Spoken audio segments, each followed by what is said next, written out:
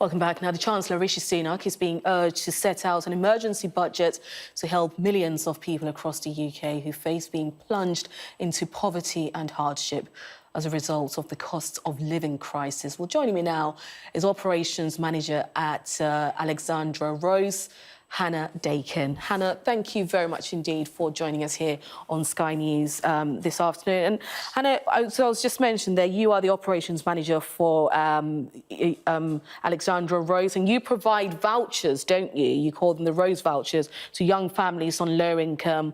What are you hearing from the people that you're speaking to about the cost of living crisis? So we know that from the families we support that the increasing cost of living is having a huge impact. And some families are now facing this decision as to choosing between heating and eating, which they shouldn't have to do in this day and age. And it's so crucial there, Hannah, because you're saying people are having to choose. You're saying you're coming across people who are having to choose between eating and heating. This is not a place that we should be, should we, in 21st century Britain? No, we really shouldn't be in this place. And I mean, we as a charity have seen so many of these families struggle, and we're seeing an increase in uptake of our vouchers as well, because there are so many families hitting that threshold where they do need our support.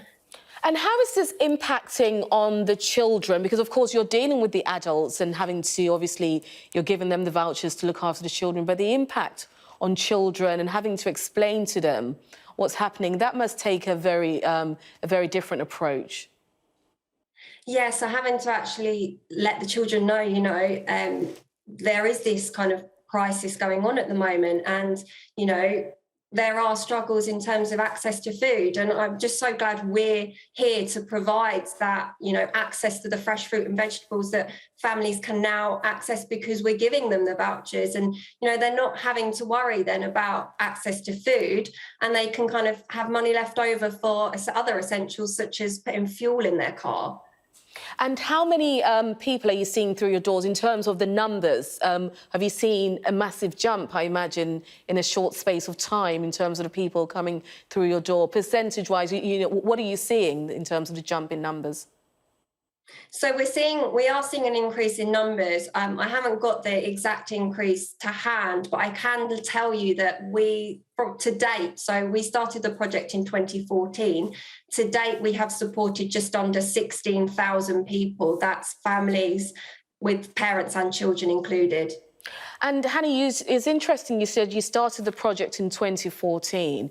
How have things changed over the years? When you started, what were the pressing issues at the time?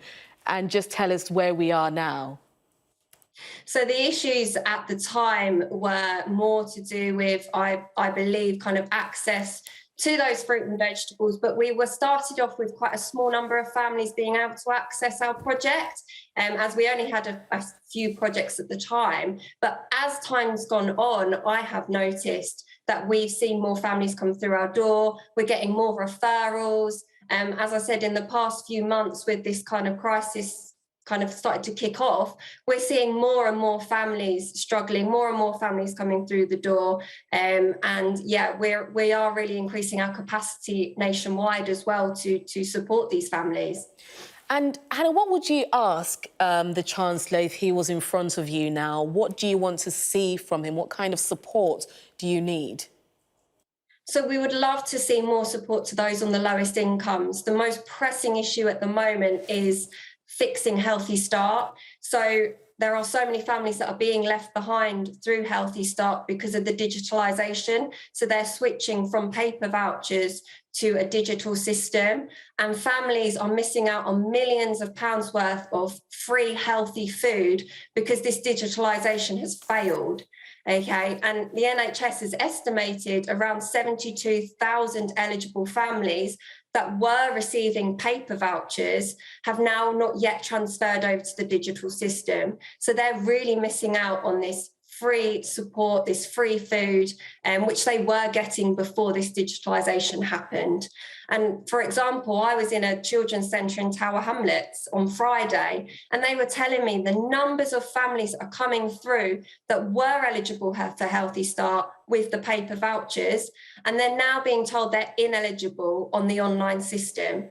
And they're then having to call up Healthy Start, be put on hold for 2 to 3 hours and being charged for that time. So something really needs to be done to help fix this issue so the families can have their access to healthy food again. My goodness, Hannah, you paint a very bleak picture, and also talking about the digital vouchers scheme, there will be some people, particularly older people, who may not even have access to a computer. Exactly, and we work with a lot of families on no recourse to public funds. So those seeking asylum, those refugees, they don't have access to phones, they don't have access to internet, and a lot of our other families, they don't have the money to pay for, internet, they don't have laptops. So how are they going to apply for Healthy Start without the support of professionals such as children's centre workers? Hannah Dakin, who's Operations Manager at Alexandra Rose, grateful for your time on Sky News this afternoon. Thank you.